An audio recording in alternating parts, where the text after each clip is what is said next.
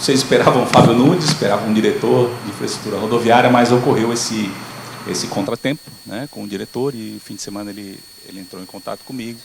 Tá, e de pronto eu atendi, né, a gente tentou ainda alguém de Brasília, mas nós estávamos juntos semana passada ainda no Congresso Brasileiro de Pontes, tá, onde a gente teve uma série de discussões muito profícuas com não apenas a academia, mas com o mercado, para poder apresentar o programa ProArt, o que tem sido feito de inovação, de reestruturação do programa ProArt, mas o Fábio já foi mais além, né? Ele já está com novos pilares de estruturação do ProArt e alguns insights tecnológicos, principalmente de inspeção e monitoramento preditivo para as nossas pontes, tá?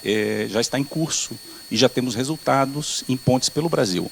Então, diferente, né, para não frustrar aqueles que viram eu falar sobre pontes, Valmir, semana passada, nesse mesmo Calcemar, no seminário do Senge, tá? Então, diferente da semana passada, onde eu abordei as pontes do nosso estado, hoje eu vou abordar um pouco das pontes do Brasil e dessa metodologia que é tão inovadora e desafiadora para nós, né, pois o ponto de inflexão que fez o DENIT agora ter um outro olhar para esse ProArt foi uma tragédia, né, que a gente não pode se furtar a dizer que foi a queda da ponte do Estreito entre Maranhão e Tocantins, né? Então, essa queda da ponte ela foi objeto de uma recontratação emergencial muito badalada no DENIT, né? Posso usar esse termo, porque nós tivemos um período muito curto, foi colocada uma missão de, em um ano, recontratar tudo, né? E foi feito por custo paramétrico.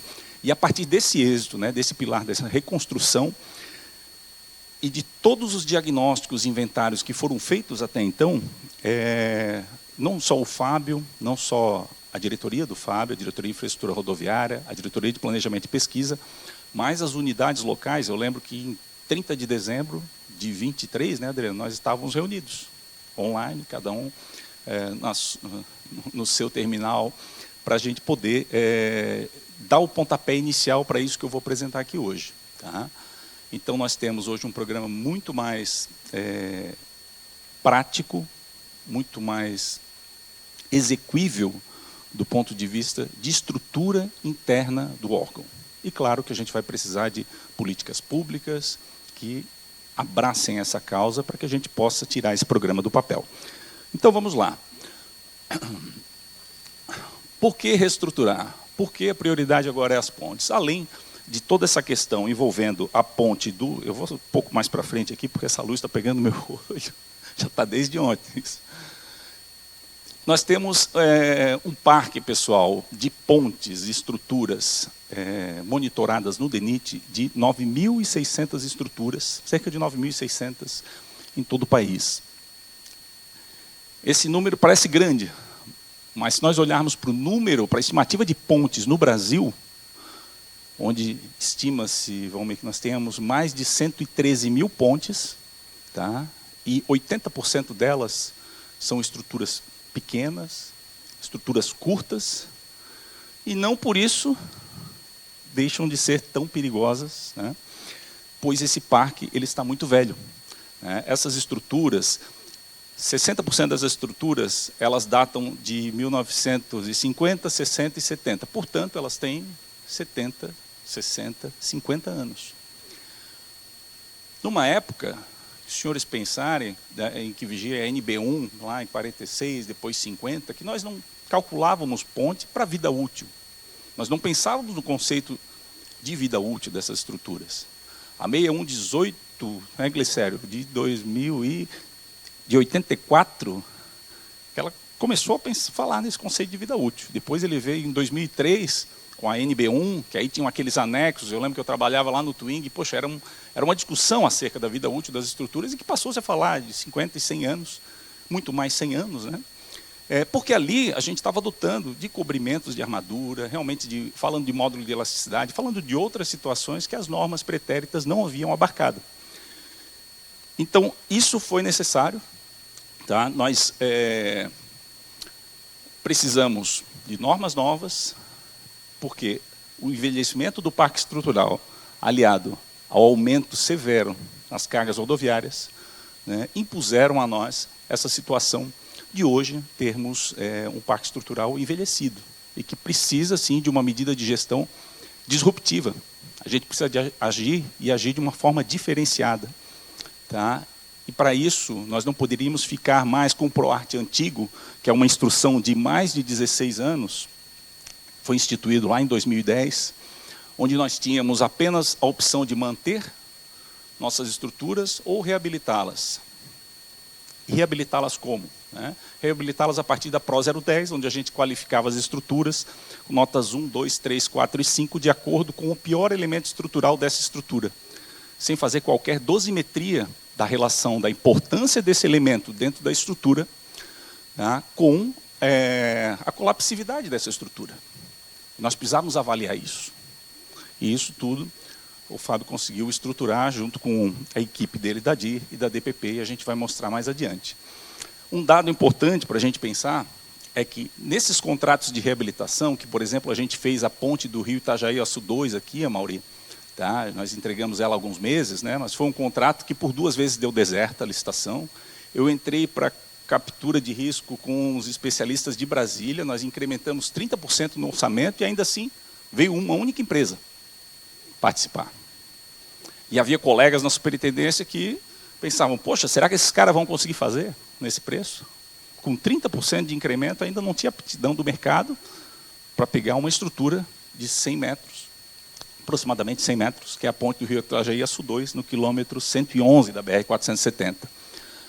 Mas pior, a gente precisou de 8 meses para fazer esse anteprojeto, né, no modelo anterior, da IN anterior de reabilitação, e esses 8 meses, em 100% dos projetos contratados pelo DENIT, nós descobrimos que era tempo perdido, porque as empresas modificavam os projetos, porque as tecnologias eram outras, eles tinham acesso a uma uma gama de tecnologias e de metodologias executivas muito mais ampla do que aquela que nós tínhamos a capacidade de observar no momento da tomada de decisão pela concepção desses anteprojetos. Tá? Então, esse foi o cenário desafiador que nós encontramos. E, a partir daí, a jornada de maturação do PROARTE, que iniciou lá em 2010, eu lembro quando comecei a mexer com isso aqui na época do Wagner, nós tínhamos apenas um relatório de uma supervisora que passava no trecho com inspeção visual, baseado nas normas, nas notas da PRO 010, mas sem possibilidade sequer de elaborar anteprojetos consistentes ou mesmo de colocá-los na praça, pois não havia financiamento para isso. Nós não tínhamos recurso no Orçamento Geral da União, né, e nenhuma rubrica específica para fazer essa manutenção tão necessária. Com o passar do tempo, nós fomos identificando essas lacunas normativas, fomos reestruturando o PROARTE e chegamos, hoje, em 2026, àquilo que nós entendemos, Rodrigo, que eu estou vendo que o Tribunal de Contas do Estado está aí, né? O Tribunal de Contas da União tem alguém, não? Só do Estado? Rodrigo, um grande calculista aí da Stable, meu professor na Stable, cálculo estrutural está aí. E, Rodrigo, uma das grandes discussões foi com o Tribunal de Contas, para poder passar a utilizar, que eu sei que o tribunal não é muito afeto a custo paramétrico, mas para a gente dar um choque disruptivo, atrair o mercado e poder atacar esse número absurdo de obras, vamos dizer assim, muito próximas da sua vida útil, nós tínhamos que partir por uma solução que não mais aqueles anteprojetos inexequíveis para os quais nós estávamos concebendo as estruturas anteriormente. Bom, para isso vamos passar um pouco o beabá aqui do que é o programa PROARTE, né? A gente tem aí, até 2010, nós tivemos os métodos, a manutenção e a reabilitação como os 2 vetores desse pilar, e agora nós já estamos com outras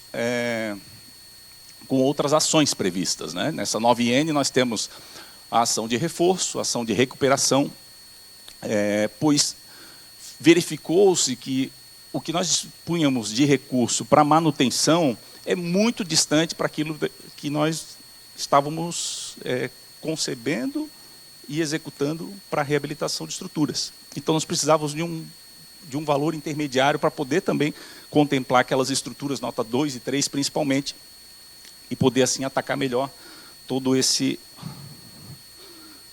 parque envelhecido que nós tínhamos. Bom,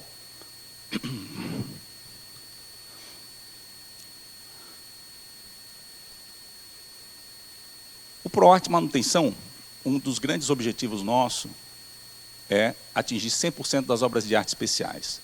No estado, Amaury, nós temos 204 estruturas hoje sobre a nossa égide, né? Mantenidas pelo DENIT. Eu conversava com o pessoal da Secretaria de Infraestrutura do Estado, né? O governo do Estado ele dispõe de pelo menos o dobro dessas estruturas na sua malha, que é cerca de 4 vezes maior do que a nossa. São 6.000 quilômetros lá, aqui nós temos 1.500, 1.600 quilômetros de rodovias, então ele tem mais do que o dobro de estruturas na mesma situação. O ProArt Reabilitação, hoje mesmo eu estava tratando de um dos lotes, na UL de Rio do Sul, nós pretendemos colocar na praça pelo menos 5 lotes esse ano ainda, de 2026. E o ProArt Recuperação é um ProArt intermediário, né? Nós não vamos adequar as estruturas àquilo que a necessidade real de hoje em dia, né? Porque qual é a necessidade real? Hoje é jogar tudo para um TB45, tá? Adequar acostamento, adequar guarda-corpo, níveis funcionais que eventualmente foram restritos no passado por conta das normas ou da classe da rodovia então implantada, onde nós não tínhamos o volume de tráfego tão alto, nos impedem hoje de dotar uma funcionalidade muito relevante às estruturas, algumas estruturas. Mas onde o tráfego não cresceu consideravelmente, a gente pode adotar o ProArt Recuperação e simplesmente substituir elementos isolados e fazer serviços mais robustos de manutenção. Bom, quanto é que vai custar isso? Essa brincadeira já tem valores, né? Desde 2010, quando o ProArt começou, até hoje, até 2026, o DENIT já investiu 1,8 bilhões de reais em pontes, em estrutura. Para vocês terem uma ordem de grandeza, o nosso orçamento gira em torno de 15 bilhões de reais ano, atualmente. Metade disso para manutenção, metade, 60% disso para manutenção, onde estariam inseridos esses investimentos aqui. O objetivo agora é criar uma rubrica específica para a ponte, uma coordenação geral específica para a ponte, e poder fazer com que esse programa seja um programa de Estado, não de governo, e poder vender isso e abraçar como de extrema importância, assim como a manutenção das rodovias, né? Porque tem buraco, a gente vai lá e tampa. O asfalto aceita o desaforo. A ponte, a possibilidade de recuperação de uma ponte, as metodologias e as especificidades de recuperação de uma ponte são bastante diferentes e a gente precisa de contratos específicos de manutenção em 100% delas, tá? E para manter e reabilitá-las, se nós pegássemos o total de ativos hoje, Amaury, nós precisaríamos, tá, para aquelas 9.600 pontes no Brasil, de 41 bilhões de reais em ativos. Isso, pessoal, não é muito, se vocês forem parar para pensar no valor do ativo existente hoje. Nesse congresso de pontes aí que eu estive semana passada, um dos palestrantes era um dos papas lá do cálculo estrutural lá no Rio de Janeiro e foi também mantenedor da ponte Rio-Niterói. Ele participou da construção e da manutenção dela pela concessionária. Eu conversava com ele, ele tem uma máxima assim que hoje, a valores de hoje, a ponte Rio-Niterói, para ela ser construída do zero, ela custaria 8 bilhões de reais. 8 bilhões de dólares, desculpa. E em 74, quando foi construída, ela foi construída integralmente com 400 milhões de dólares, tá? Valores de 74. Dolarizando isso, a gente vê que em uma única estrutura, o valor patrimonial dessas obras é considerável. Países como Japão, Estados Unidos, Austrália e a maioria dos países da Europa gastam anualmente de 1% a 3% de todo o seu parque de infraestruturas com manutenção, incluindo a manutenção de pontes.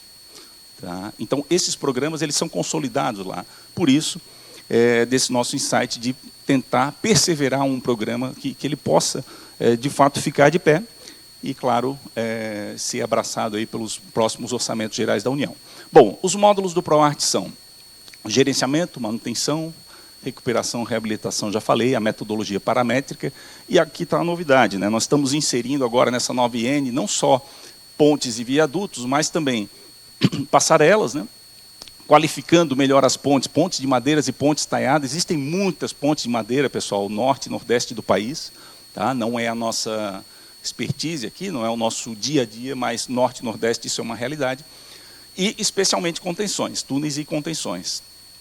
Tá? O gerenciamento que eu queria falar para vocês, ele no DENIT já existe, desde 2010 nós temos o SGO, o Sistema de Gerenciamento de Obras de Arte Especiais, e agora se transformou em SGE. Ele é mais completo, porque nós temos ali uma periodicidade menor de levantamentos que as consultoras trazem para o DENIT, as consultoras contratadas por cada estado trazem para o DENIT e fazem sua inspeção fotográfica, classificam seus elementos, né, e isso é validado em Brasília, e a partir de então insere-se no sistema, a gente tem um histórico fotográfico, histórico de dano elemento por elemento, de cada uma das nossas estruturas. Isso ajuda muito na tomada de decisão, e isso é uma base do programa. Tá? Claro, estruturas com tratamento diferenciado, contenções, passarelas, pontes de madeiras e túneis. Esses são módulos mais avançados que a gente pretende, num segundo momento, dar vazão a eles, porque nesse primeiro momento a preocupação maior realmente é as pontes, tá? Dada essa primeira leva de levantamentos que foi feita de forma massiva no país em 2024, tá? 2025, aliás. Só um detalhe com relação às pontes de madeira, né, porque a gente está falando aqui de Brasil, não apenas de Santa Catarina. O DENIT investiu num álbum de projetos padronizado, tá? Então existem critérios claros de elegibilidade de prioridades para que a gente ataque e faça a substituição gradual do quê? Das pontes de madeira existente por pontes semipermanentes, que são pontes com elementos estruturais já com elementos pré-moldados, tá? E que possam aprimorar, especialmente a questão do trem-tipo nessas ligações, muitas delas em rodovias de leito natural. Né? Pasmem, nós temos muita rodovia em leito natural no norte e nordeste do país. Bom, mas chegamos à parte que, para mim, é a mais interessante de tudo que eu vou falar aqui hoje, que é a questão do custo paramétrico. Tão interessante quanto controversa. Né? A primeira das vezes que eu falei com o Fábio, eu falei muito sobre isso, inclusive quanto à questão da demolição das pontes, que eu acho que tem bastante meu dedo nisso aí. Ele colocou de uma forma muito clara, Alisson, não adianta, os custos médios gerenciais estão furados, nós temos que desenvolver uma metodologia de método paramétrico com os dados que nós já temos, de reabilitação de estruturas, de manutenção de estruturas. Então nós vamos pegar, homogeneizar esses dados, vamos tratá-los e vamos partir para uma conversa com o TCU, com a CGU, e vamos fazer vamos investir na metodologia paramétrica para que a gente contrate as reabilitações, pessoal, com uma diretriz e sem um anteprojeto, para que a empresa possa desenvolver o projeto. E assim, dentro de um custo paramétrico, que vai ser ponderado, como eu já vou mostrar para vocês, a gente possa vencer mais rapidamente esse parque de mais de 500 pontes, são 512 pontes que precisam ser reabilitadas de imediato em todo o país. Pois bem, então qual que é a mágica aqui do custo paramétrico? Né? Nós temos um custo estimado por reabilitação, isso foi tratado com os dados médios de obras de reabilitação do DENIT, né, que ele é ponderado com 3 fatores. Um ajuste pelo estado de conservação da estrutura, então a gente usa a nossa classificação usual, de nota 1 para ruim, péssimo, 2, 3, 4, 5, até condição de estrutura boa. Quando a estrutura é boa, essa nota aqui é um deflator, né, é um 0,9. Quando a estrutura é ruim, é nota 1. A gente usa até um fator de majoração de 1,1, de 10%. Bom, o fator de porte, o ajuste por tamanho de OAE. E aqui está talvez a pegadinha, que o tamanho da OAE, por incrível que pareça, quanto ela é menor, pior. Porque nós temos aí o custo do indireto, né? Nós temos o custo canteiro, nós temos os custos, olhando para as reabilitações que o DENIT já fez, os custos indiretos daquelas estruturas menores se tornam proporcionalmente maiores, tá? Tendo em vista essa redução de vãos. Agora, claro, nós temos a terceira variável, que é em função do tipo. A função do tipo é a complexidade estrutural. Aí eu estou falando de pontes de balanço sucessivo, aquela nossa primeira ponte de balanço sucessivo do Brasil, do Rio do Peixe. Nós estamos falando em pontes estaiadas, estamos falando em pontes de caixão, tá? De grandes vãos, que tem uma complexidade onde se adiciona um valor, onde se pode ajustar até em 25% o orçamento para cima, tá? Partindo-se desse custo básico de R$ 9.313 o metro quadrado. Tá? Esse desafio, mais uma vez, ele foi colocado para nós por conta de tentar suprimir esse tempo de anteprojeto, onde foi verificado pelo coordenador geral de estruturas, o Ed Marques, que 100% dos nossos anteprojetos não eram utilizados na íntegra pelas projetistas. Sempre vinha uma revisão do projeto. Então, poxa, para que eu vou ter um retrabalho aqui dentro? Eu vou gastar mais homem-hora, vou gastar mais tempo de servidor, tá? Para fazer as revisões de projeto necessárias. E ainda tenho esses 8 meses, no mínimo, para elaborar um anteprojeto e aprovar. Tá? Então, essa fórmula foi a saída que nós encontramos para isso. Bom, essa metodologia paramétrica resolve a grande decisão da gestão de ativos. Quando reabilitar, quando demolir. Eu falava para vocês, e foi uma das minhas falas, eu acho que o Adriano vai lembrar daquele 30, 29 de dezembro, né? 24. Eu disse, gente, nós temos que parar e pensar em demolir as estruturas. Um caso emblemático para mim foi quando eu assumi a superintendência, Mauri, em 22, maio de 22, eu vi uma fissura de cisalhamento que já era um esmagamento no topo do pilar, a ponte do Rio das Pombas, no quilômetro 174 da 470, em junção com a Longarina. Um único pilar. Eu, com aquela foto do Cristiano, chamei o Isaldo, a gente conversou com o coordenador de engenharia, olha, vamos interditar essa estrutura. Alguns foram contra, a imprensa nem se fala, né, mas nós precisávamos interditar, porque essa estrutura poderia cair naquele momento, naquela hora, no dia seguinte, ou um mês depois, mas a certeza que tinha é que ela não ia suportar, dado o grau de severidade que tinha o problema de encontro ali. Então a gente fez um contrato emergencial, demoliu a ponte, até um pouco a revelia do que inicialmente Brasília colocou, e colocou uma nova estrutura, já com a funcionalidade adequada, com acostamento, com 45, com TB 45, com passeio. Lá nós elevamos cerca de 2,5 metros, 2,5 metros, a ponte também, por conta da água, do fluxo da água daquele rio que, por vezes, batia nos pilares e também nas longarinas antigas. Então a gente resolveu, pessoal, da limonada fazer um limão, dos limões fazer uma limonada, mas aprimorando ela. Tá? E é isso que precisa ser feito com as reabilitações. Por quê? Pela conta que eu vou mostrar para vocês aqui. Tá? Que no frigir dos ovos, a gente estava...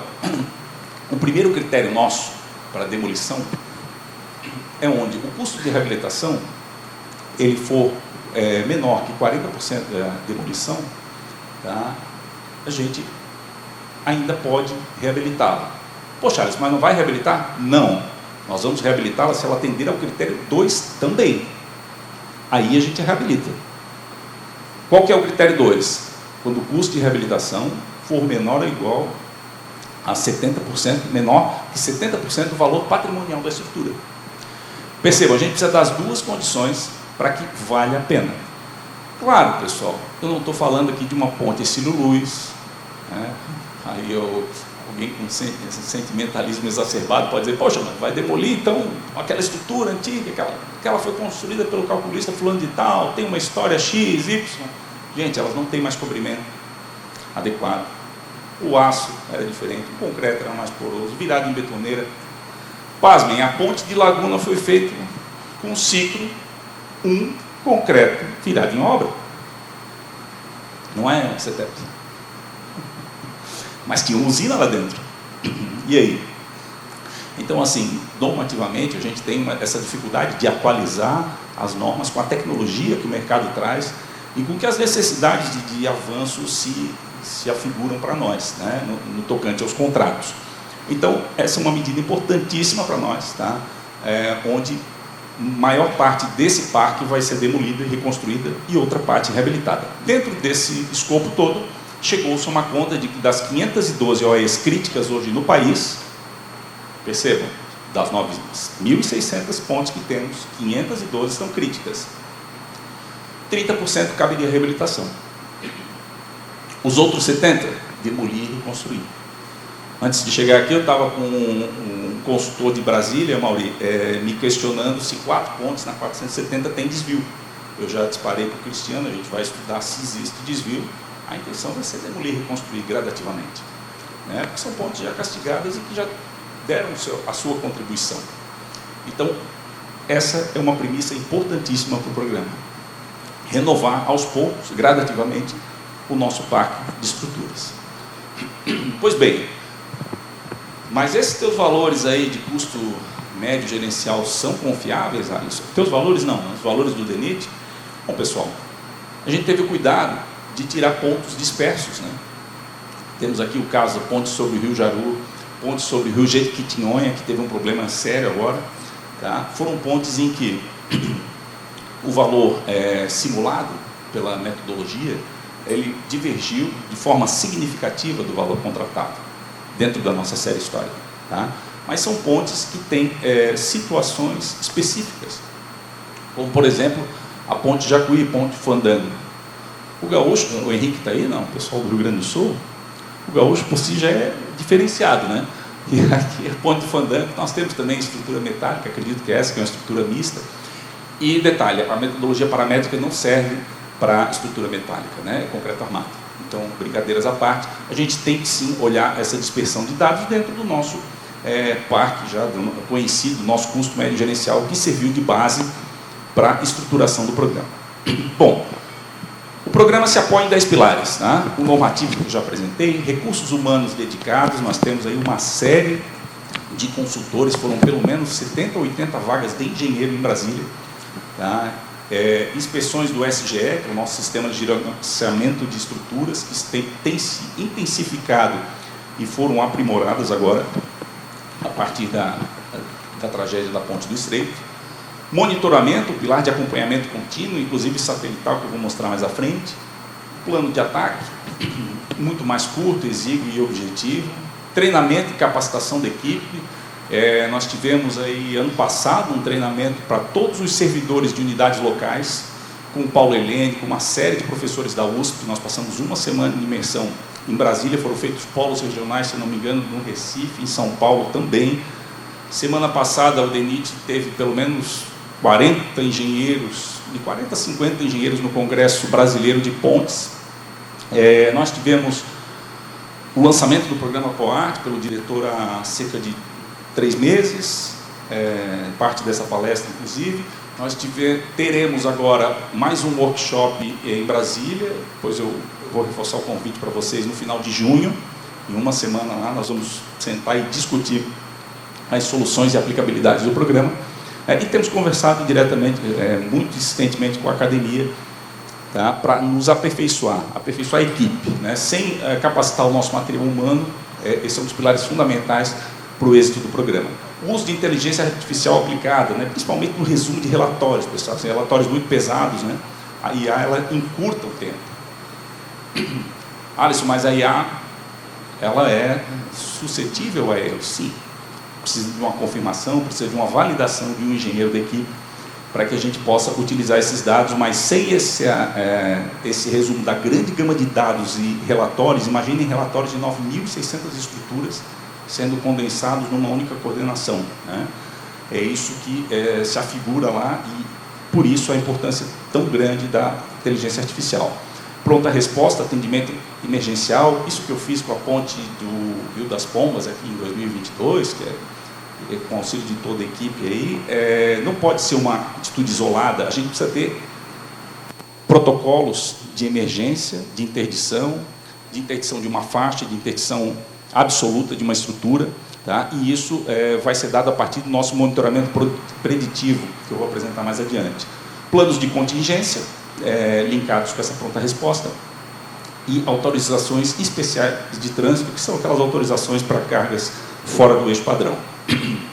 Bom, a nossa IN já foi publicada, a IN que revogou aquela do PROART de 2010. Tá? Agora, as principais diferenças, né, abarcam 8 tipos de estruturas. Isso aqui, para quem quiser mais detalhes, está lá no site do DENIT, o documento disponível. Tá?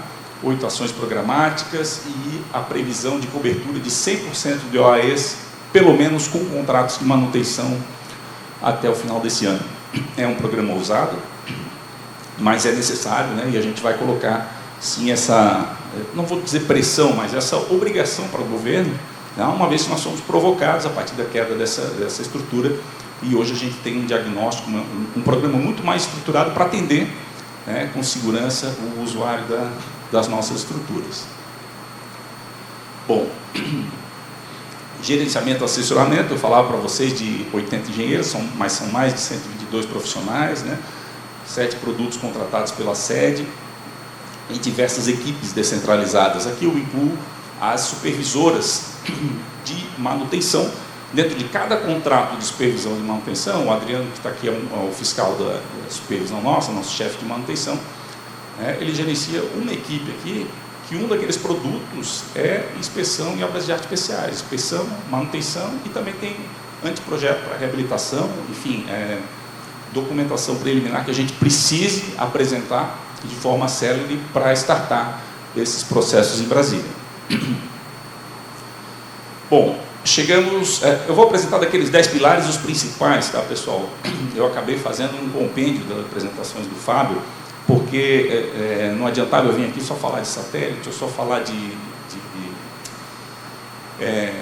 enfim,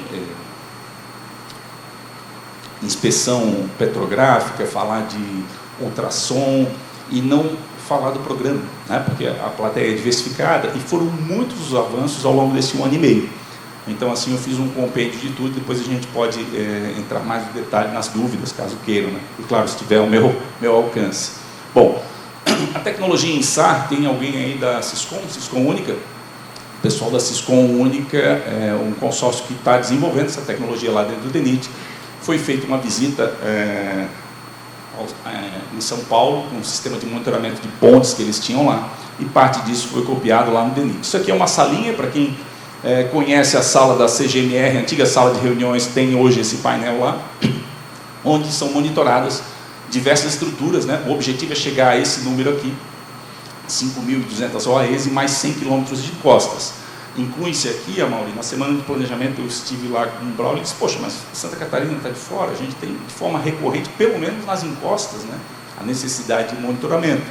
E a gente incluiu a encosta da 285, recém-entregue Serra da Rocinha, pois eles têm umas faixas de 15 quilômetros para monitorar essas encostas, com uma nuvem de pontos, e a 285 é importantíssimo para ter uma liberação também ambiental e nós monitorarmos aquelas encostas que a gente sabe que não são nada fáceis, né?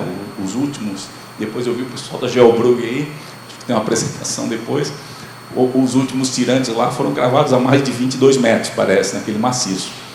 Então, além da 285, nós pensamos na Serra de Corupá, conversando muito com o Isaldo, recorrente, nos últimos 3 anos, acho que caiu de 8 a 9 vezes, o tal do quilômetro 90 lá, né?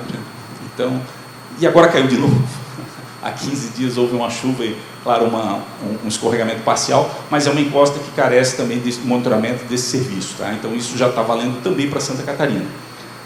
Bom, mas esse, pessoal, é um dos níveis da cadeia de monitoramento estrutural que o Fábio está encabeçando aí, está sendo implementado no órgão, né? Porque a partir do monitoramento satelital, a gente tem uma detecção instantânea de deslocamento de milímetros da estrutura. Poxa, mas mexeu milímetro, mas pode ser retração e dilatação da estrutura natural? Pode ser. E legal é que isso pode ser calibrado, tá? Para soltar um alerta, quando passar de 10 milímetros, passar de 15 milímetros, 5.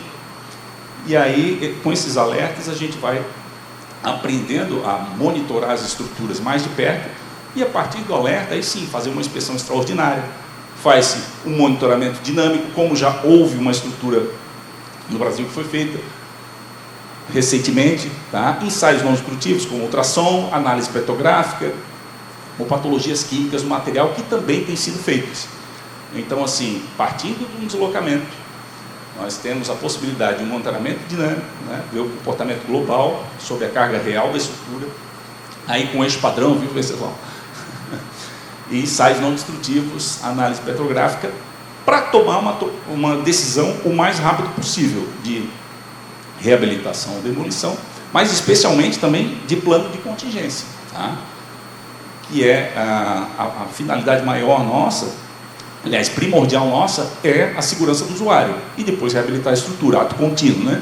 Reabilitar a estrutura. Bom, o funcionamento da tecnologia ISAR é um deslocamento milimétrico, que ela faz uma nuvem de pontos pré-definidos por nós, né? Normalmente no ponto de apoio, os pontos de apoio da ponte são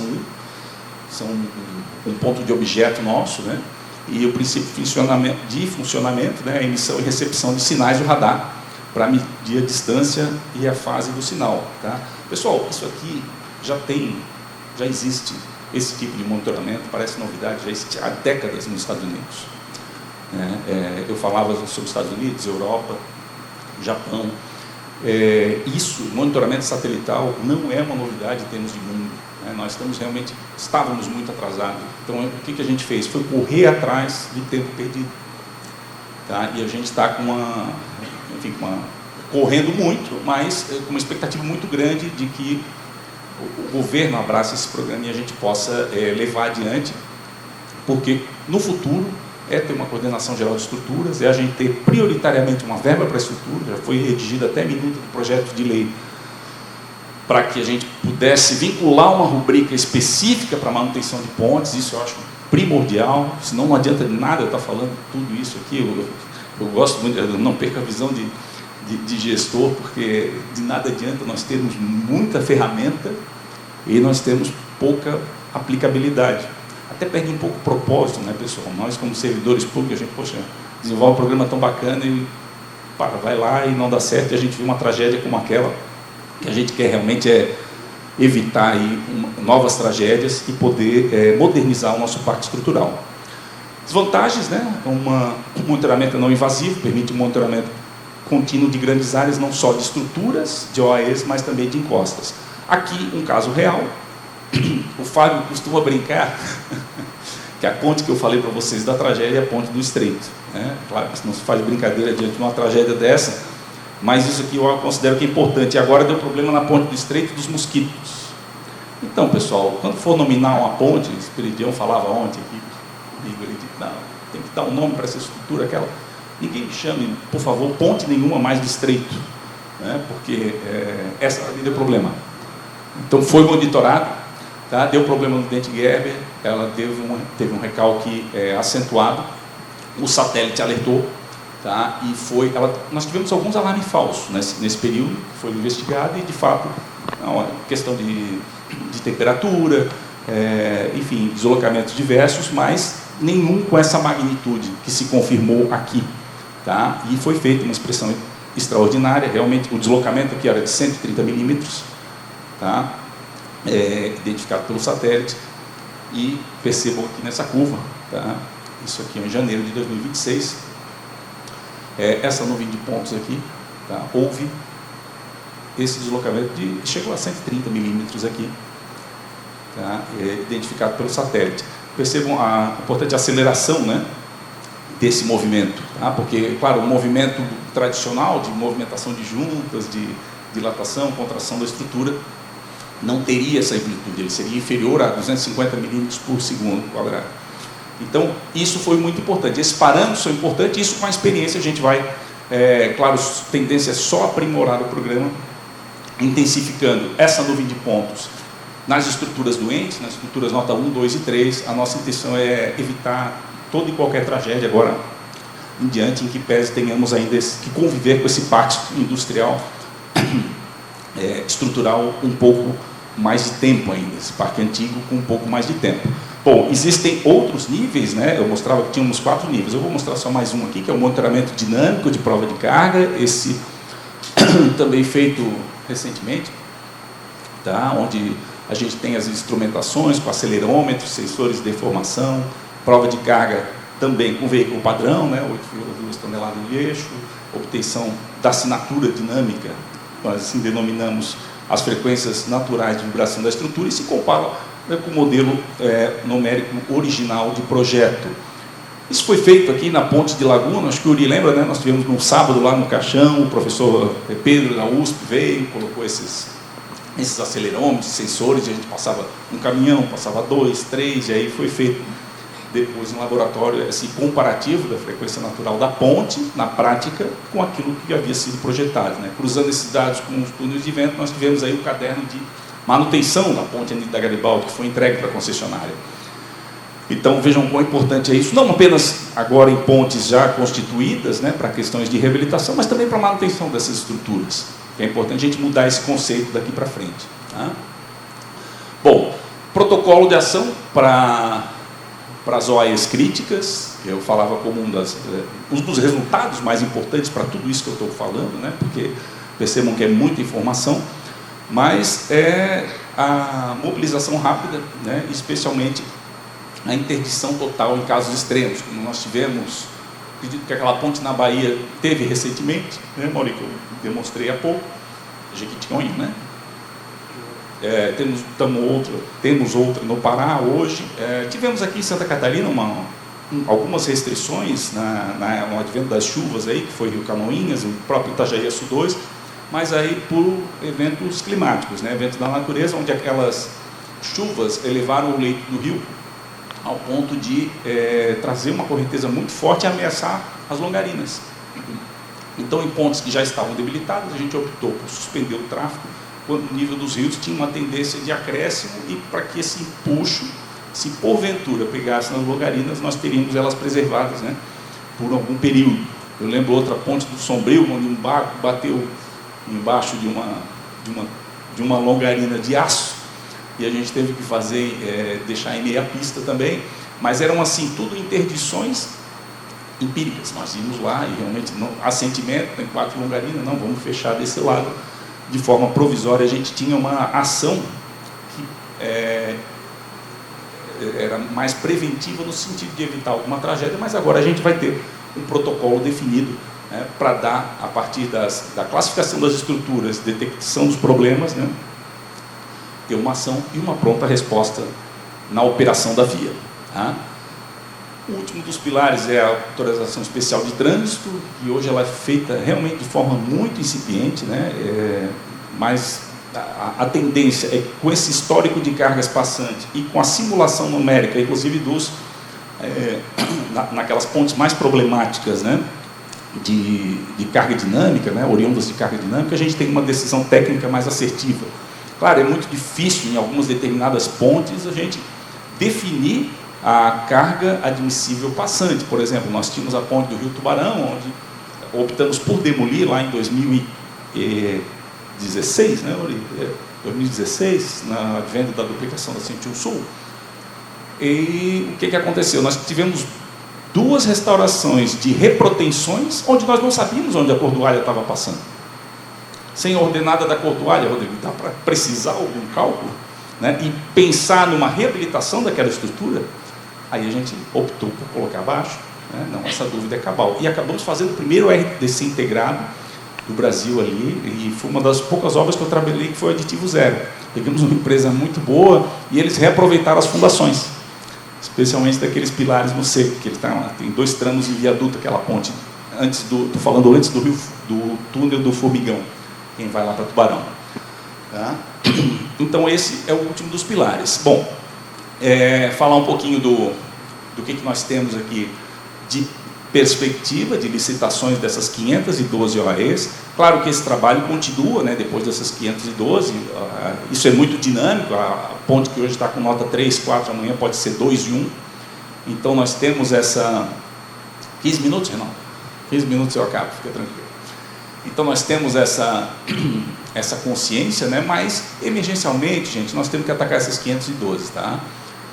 E aí nós temos 48 lotes, 24 estados contemplados, né? Santa Catarina não é a pior das situações. Tá? Nós vamos aproveitar para colocar algumas pontes, reabilitar aqui, mas já vamos passar na frente de muito estado, que essas 10 pontes nossas estão muito melhores que outras de outros estados que ainda não serão contempladas. Então, assim, foi feito realmente uma avaliação de forma a não deixar nenhum estado de fora nesse primeiro momento, tá? Porque também politicamente é uma ação ruim, né? A gente precisa intervir. Vocês percebam, São Paulo, o pessoal chiou, né? Poxa, mas São Paulo não está contemplado, vocês estão aqui. Não, São Paulo está...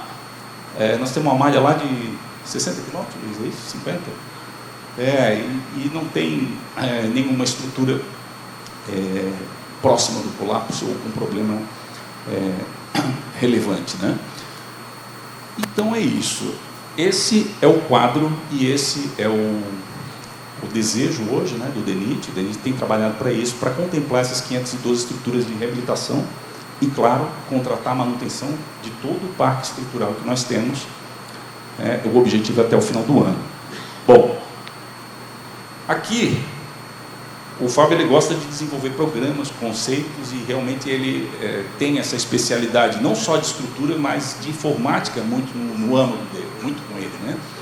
E ele desenvolveu lá atrás, ele foi um dos percursores do ICM, né? O ICM é o Índice de Condição de Manutenção das nossas rodovias. Existe o Índice de Condição de Pavimentos, que está lá com o Luiz, né? Está lá no DPP, e o ICM, mas o ICM ele dá um retrato para nós da rodovia, excluindo as OEs, né? De qual estado das nossas rodovias mensalmente. Então a gente tem ali estado ótimo, bom, regular, ruim, péssimo.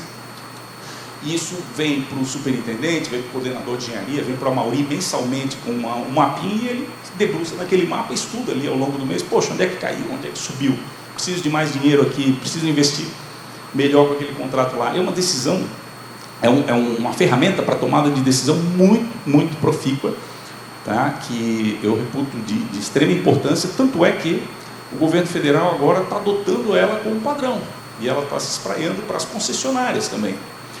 Nós tínhamos um contraponto da FETRANSESC aqui no estado, mas das confederações de transportadores. Eu sempre falo que eu debatia muito com o presidente da Agnaldo Schneider, e eu era muito incisivo com ele, que os resultados da CNT, que é a confederação, né, não representavam a realidade para fins de DENIT. Tá? Porque na metodologia da CNT, eles têm, salvo engano, 40% da nota deles se reputa a sinalização. Então, assim, gente, tem uma placa suja lá no teu trecho em Pelotas, eles já passavam lá e já baixavam a tua nota de forma sensível, né? E o pavimento é 20% da nota. Tá? Então, nós temos 40% da nota também, né? 40 pavimento, 40 sinalização, salvo engano, 20 geometria. Então, assim, um buraco, né, na pista, às vezes um buraco que pode até causar um acidente, um óbito, né, ele tinha o mesmo valor de um problema de uma sinalização, seja ela vertical, seja ela horizontal.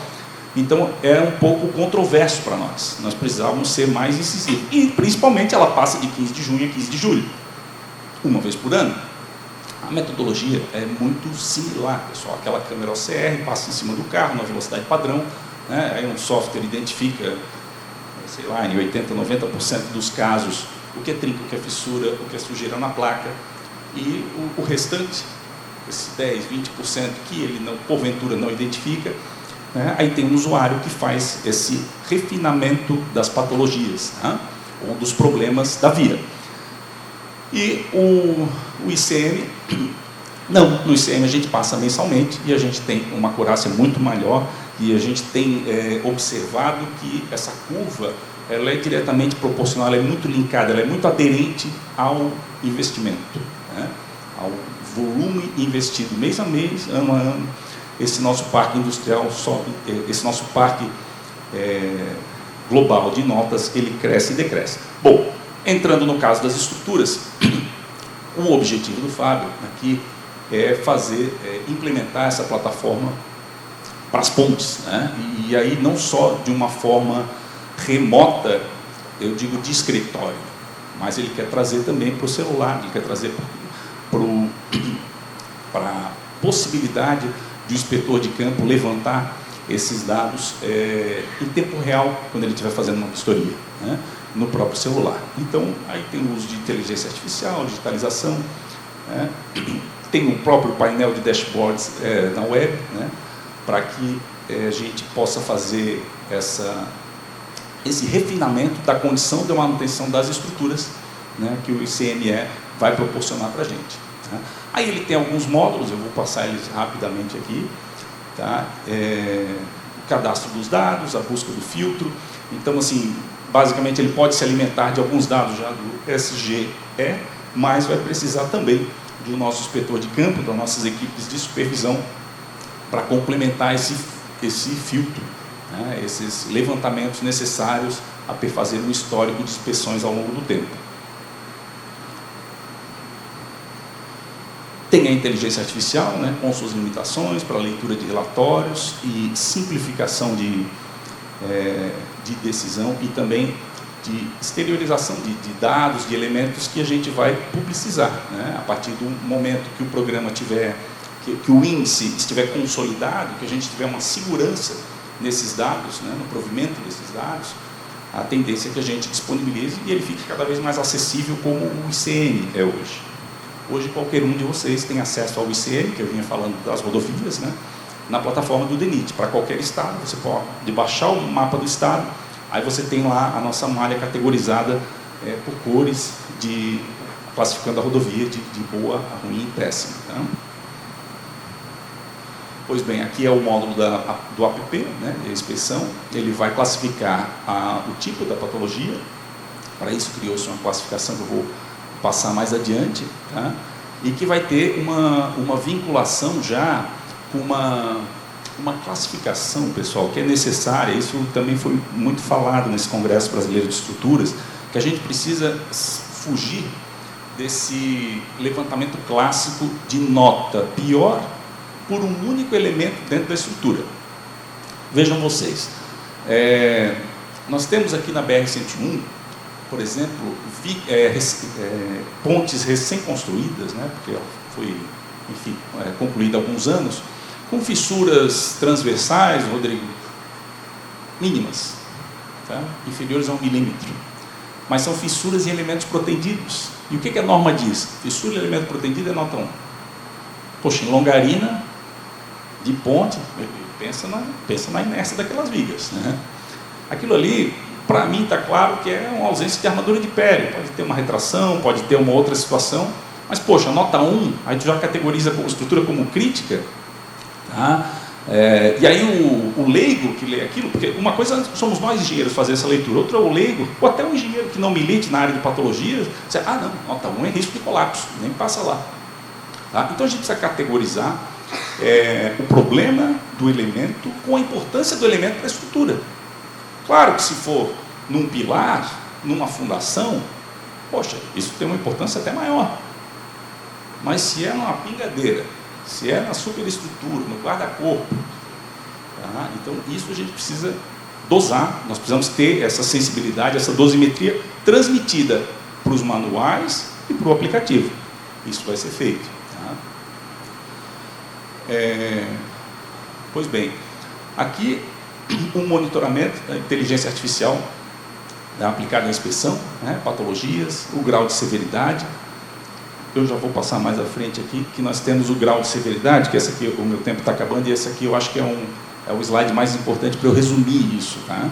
Por exemplo, fissura por flexão. Tá? Nós temos um FI aqui de 0,15, que seria uma severidade mínima. Aí aqui eu tenho severidades crescentes. Ó. Recalque de fundação já seria 0,5. Tá? Descalçamento do apoio, a mesoestrutura, 0,60. E assim por diante. E esse grau de severidade, tá, que vai ser categorizado pela fotografia, aí eu vou voltar no slide anterior, pela fotografia do aplicativo, tá? Claro que isso pode ser referendado ainda com o relatório da supervisora, é importante isso, e no caso de uma gravidade extrema, confirmado com uma inspeção extraordinária, tá? Isso aqui vai nos deixar, pessoal, uma margem de erro mínima. Perceba que a gente vai estar com um domínio absoluto das nossas estruturas. Isso precisa ser feito. A gente precisa olhar e olhar. Não é mais cabível, depois de uma tragédia dessa, a gente passar uma vez ao ano na estrutura e dar uma boa de uma olhada. Não cabe mais. E olha que tem muita estrutura no Brasil que não é vista com os bons olhos, pelo menos uma vez por ano. Então a gente precisa reduzir esse intervalo. Como é que reduz esse intervalo? Treinando mais pessoas, capacitando todo aquele que trabalha conosco, seja colaborador ou seja servidor. Esses workshops são abertos à comunidade externa, ao Tribunal de Contas, Controladoria Geral da União, às supervisoras e servidores do DENIT, assim como a academia. Tá? A gente quer difundir o conhecimento para que mais pessoas falem sobre o mesmo problema. E a gente tenha esse cerco, na época da tainha, né? Então vamos colocar aí, esse cerco fechado ao máximo. Tá? Pois bem, esse foi o grau de severidade das estruturas. Aqui um pouco daquilo que eu dizia, do foco no risco, na criticidade estrutural. Tá? Então essa ponderação é fundamental. Vejam, a nova ponderação por subsistema, a nota oficial do ICME, o nosso Índice de Condição de Manutenção de Estruturas, é uma média ponderada dos subsistemas, priorizando os elementos de maior risco e colapso global. Então temos lá a nova ponderação para a infraestrutura, ela vai ter uma importância de 45%. Foi a fundação embora, foi tudo, pessoal. Mesoestrutura, 30%. Superestrutura, 20%. Elementos funcionais, 5%. Tá? Então, isso aqui vai nos dizer, poxa, se a estrutura está com um índice lá 70%, está tranquilo, eu não vou olhar para ela mês que vem. Agora, vamos olhar para aquelas que estão abaixo de 50%, abaixo de 60%, com uma frequência ainda maior. Isso vai permitir a gestão mais assertiva dos nossos ativos. Tá? Aqui, mais um insight, um dashboard, relatórios do sistema, tá? Do ICME. Vejam, eu falei do PROARTE e o ICME é algo que ainda está acontecendo, né? Isso está sendo instituído, está sendo pensado agora. Então, o quão dinâmico e quão rápido foram esses eventos dentro do DENIT, né? E isso aqui muito em breve vai estar implementado, eu tenho certeza, tudo para ser um sucesso esse programa. E tem também o módulo 8, que aí são os gêmeos digitais, isso aqui já tem piloto contratado, já tem resultado disso aqui, tá? Então, eu falava até há pouco com um professor da UFSC, falei semana passada aqui no SENGE, que ele tem um projeto desse aqui, Luiz, e quer também no seu TED. Falei que o Fábio já tem uma linha de estudos, de pesquisa, né, com os gêmeos digitais, para que a gente possa ter esse monitoramento também na ferramenta computacional implementado para estruturas do nosso parque já existente, tá? E especialmente estruturas críticas. Aí eu elenco aqui aquelas onde, lembrem que o nosso custo paramétrico, onde a função era de estruturas mais complexas, né? Então, poxa, uma ponte estaiada, tem uma ponte com balanço sucessivo, a nossa primeira do Brasil, lá do Rio do Peixe, vale muito a pena, né, a gente monitorar uma estrutura dessa. Gente, se rompe uma estrutura como a ponte de Joaçaba, o desvio lá é superior a 200 quilômetros. Tá? Então, olha a importância dessa estrutura para nós. Tá? Uma estrutura de 1960. Então, é isso. Os gêmeos digitais também vêm a somar desse módulo de tecnologia e o resultado final vai ser classificado dentro do ICME dessa forma. Né? As notas de 0 a 39 é crítico, né? Interdição, reparo imediato, de 40 a 59, intervenção corretiva urgente, de 60 a 79, regular, manutenção planejada em médio prazo, de 80 a 100, a manutenção preventiva programada. Tá? Então, essa é a metodologia de risco e de classificação. Claro, isso aqui pode ser depois ponderado e dosado, funciona como o Medina, né, que o Luiz colocou ontem, a gente pode ir calibrando a partir da evolução do nosso parque de uma forma mais rígida isso aqui. Mas, para um primeiro momento, o número que a gente tem é 512 a reabilitar, é isso que a gente precisa focar. Bom, aqui eu vou deixar para vocês o scanner para se inscreverem, aqueles que tiverem interesse, o workshop do PROARTE, tá? Vou fazer a divulgação aqui do workshop que o Fábio está promovendo, mas lembrando que a palestra é do Fábio, é um compêndio de algumas palestras dele, e outras que, enfim, eu também já tinha feito anteriormente, mas é um trabalho a 4 mãos, né? E aí eu elenco especialmente a Diretoria de Planejamento e Pesquisa e a DIR como os 2 pilares. São as 2 diretorias mais técnicas que nós temos, e a DPP é responsável pelo sistema de gerenciamento de pavimentos e pelo SGE, né? O SGE que é a base do programa, né? É onde alimenta os primeiros relatórios que nós temos lá. Então, esse cruzamento das duas, essa sinergia das duas diretorias em prol de um bem comum, que é manter e reabilitar nossas estruturas, tem sido fundamental para levantar o programa e deixar ele de pé. Tá? Bom, acredito que o meu tempo tenha concluído, espero ter suprido razoavelmente a ausência do nosso diretor, do Fábio Nunes. Agradeço imensamente a oportunidade e fico à disposição aí dos colegas para dirimir algumas dúvidas aqui que tiver ao meu alcance. Tá? Muito obrigado.